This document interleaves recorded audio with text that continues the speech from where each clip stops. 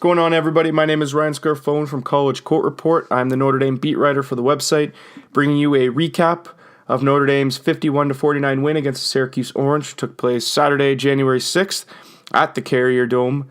Notre Dame hadn't won there at the Carrier Dome in over 10 years, so made some history yesterday. Notre Dame was coming off a win against NC State, who they beat by 30. And funny enough, NC State yesterday upsetted number 2 Duke by 11 points. So interesting to see how Notre Dame handles Duke in the coming weeks. Syracuse, on the other hand, they now fall to 1-2 on conference play, coming off a loss to Wake Forest. So not doing so well to start off ACC play, but hey, it's a long season. Coming into this game, both programs were 12-3, with Syracuse leading the all-time series 28-20. Like I said, Notre Dame hadn't won since 2007, which was pretty interesting. Also, something to note, last game, Mike Brey became the all-time leader in wins at Notre Dame, passing Digger Phelps. He now has 394 wins at Notre Dame. Also, like everyone knew, Bonzie Colson, Notre Dame's leading scorer, was out, but no one was really sure if Matt Farrell was going to be in, but on his radio show, Mike Brey indicated before leaving for Syracuse that Notre Dame's second leading scorer was not going to be making the trip, so already Notre Dame's starting lineup was a little different than what it used to be.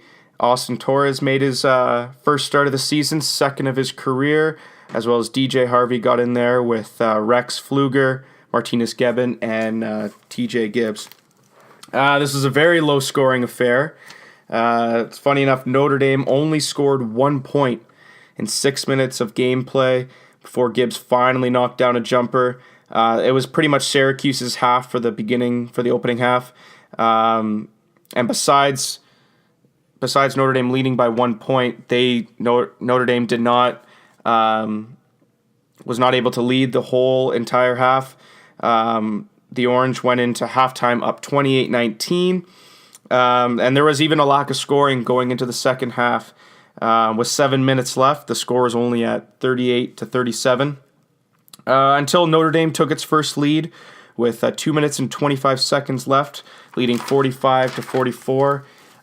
Eventually, scoring went back and forth, and Tyus Battle was able to tie things up for the Orange, knocking down a three.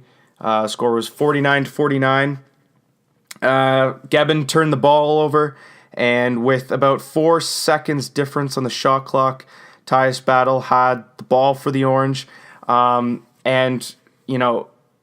there was no really offense going on. He just kind of held it and eventually tried to pull up for a shot, lost the ball. Gebben had it. Gebben got the ball back, passed it to a running Gibbs, who missed the layup for Rex Pfluger to tip it in to go up 50-49. Oh, sorry, no, 51-49. I can't count. I'm not really good at math. To go up 51-49, very reminiscent of his 2015 tip in when he, as a freshman, led the Irish to victory against SF Austin to advance to the next round of the 2015 NCAA tournament, or it would have been 2015-2016 NCAA tournament. Notre Dame then went on to win 51-49, improving to 3-0. But back to the whole Tyus Battle thing, what was interesting is, even if there was 4 seconds difference on the shot clock, you don't think that, you would be trying to pull up for a three-pointer. You think you would, try to take the easier 2 points by driving in, try to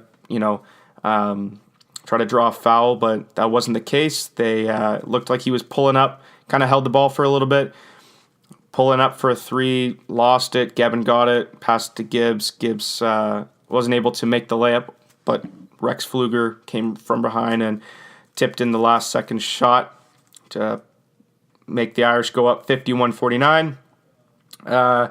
Talking team stats now, field goal percentage, Notre Dame shot 30% from the field. Syracuse shot 39% from the field. From three-point range, Notre Dame shot 23.8%. Syracuse shot 44, so very terrible shooting night for Notre Dame. And I was interested to see, with Bonzi and with Matt Farrell out, I was interested to see how Notre Dame's team does, when they weren't having a good shooting performance. Because obviously against NC State, they were without their two leading scorers. So I was interested to see, when times got tough and when they weren't sinking the shots, how were they going to do? And they did pretty well.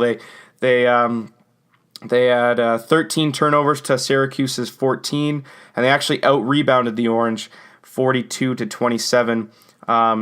They didn't allow Syracuse to have many second chances. Syracuse only had 8 offensive rebounds, 19 defensive rebounds, and Notre Dame had an even 21 and 21 offense to defensive rebounds. Torres, like I said, made his first start. He got 2 points. Gebben and Harvey both got 4 points, but they did well on the glass. Gebben pulled down 14 rebounds. Harvey pulled down 9. Gebben also recorded 3 steals and 4 assists.